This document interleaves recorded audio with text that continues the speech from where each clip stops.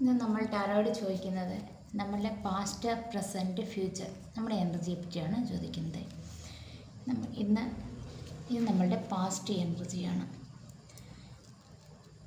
ഇത് നമ്മളുടെ പ്രസൻ്റായിട്ടുള്ള എനർജിയാണ്. നമ്മളിലേക്ക് വരാനിരിക്കുന്ന എനർജി ഇതാണ്. പാസ്റ്റ് എനർജി എന്താണെന്ന് ചോദിച്ചു കഴിഞ്ഞാൽ സ്ട്രെങ്ത് കാർഡാണ് എന്നാണ് പറയുന്നത്. പ്രസൻറ്റ് എനർജി എന്ന് പറയുമ്പം 5 ഓഫ് കപ്പിൻ്റെ എനർജി എന്നാണ് പറയുന്നത്. നമ്മളിൽ വരാനിരിക്കുന്ന ഫ്യൂച്ചർ എനർജി എന്താണെന്ന് ചോദിച്ചപ്പോൾ 2 ഓഫ് കപ്പിൻ്റെ എനർജി എന്നാണ് പറയുന്നത്.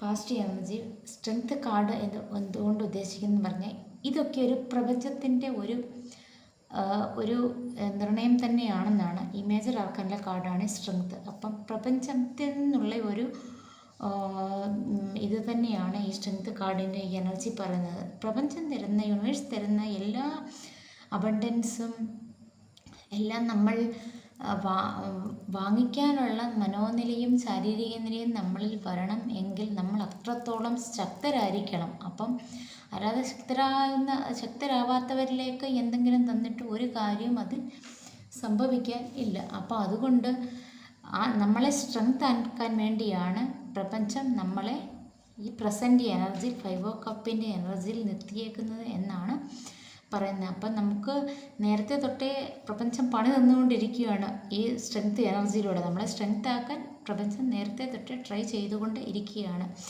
അതാണ് ഈ 5 ഓഫ് കപ്പിൻ്റെ എനർജി. നമ്മൾക്ക് എല്ലാ സ്വത്ത് വകകൾ ഉണ്ടായിട്ടും നമ്മൾക്ക് അബണ്ടൻസും വ്യക്തികളും എല്ലാ വ്യക്തിബന്ധങ്ങളും ഉണ്ടായിട്ടും നമ്മൾ ഒരു ഒറ്റപ്പെട്ട എനർജി ആയിട്ടാണ് ഈ 5 ഓഫ് കപ്പിൽ കാണിക്കുന്നത്. ഈ ബിൽഡിങ്ങും ഇതും എല്ലാം ഒരു പണക്കാരനായ ഒരു യുവാവിനെയാണ് ഇതിൽ കാണിച്ചിരിക്കുന്നത്.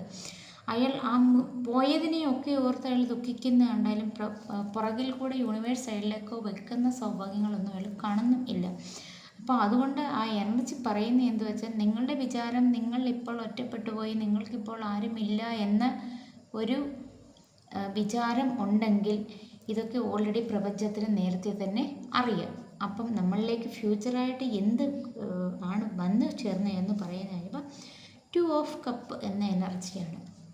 എന്ന് പറഞ്ഞാൽ ചിലപ്പോൾ നമ്മൾ ഒരു ബിസിനസ് പരമായിട്ടാണ് നമ്മൾ ഒറ്റപ്പെട്ടു പോയി എന്ന് കരുതുന്നതെങ്കിൽ നമ്മൾക്ക് പാർട്ണറായിട്ട് മറ്റൊരാൾ വന്ന് ചേരാം. ചിലപ്പോൾ റിലേഷൻഷിപ്പിലാണ് നമ്മൾ ഒറ്റപ്പെട്ടു എന്ന് കരുതുന്നതെങ്കിൽ നമുക്കൊരു പാർട്ണറായിരിക്കാം വന്ന് ചേരുന്നത്. ഇല്ല, നമ്മൾക്കൊരു ക്രിയേറ്റിവിറ്റിയെ പറ്റിയാണ് നമ്മൾ ആലോചിക്കുന്നതെങ്കിൽ നമ്മളൊരു ക്രിയേറ്റിവിറ്റി പഠിക്കാനും അതിനെ മുന്നോട്ട് കൊണ്ടുപോകാനും ആണ് ആലോചിക്കുന്നത്. ദൈവികമായ ഒരു ബന്ധമായിട്ടാണ് ഇതിനെ കാണുന്നത്. അപ്പോൾ അതുകൊണ്ട് പ്രപഞ്ചം നേരത്തെ കഷ്ടങ്ങൾ തന്നിട്ടുണ്ട് എങ്കിലും പിന്നീട് അതൊരു സുഖത്തിലേക്കാണ് നയിക്കുന്നത് എന്നാണ് ഈ കാർഡുകൾ നമുക്ക് കാണിച്ചു തരുന്നത്. റീഡിങ് എല്ലാവർക്കും ഇഷ്ടപ്പെട്ടു എന്ന് കരുതുന്നു. എന്നെ സപ്പോർട്ട് ചെയ്യണം എന്ന് പറയുന്നു.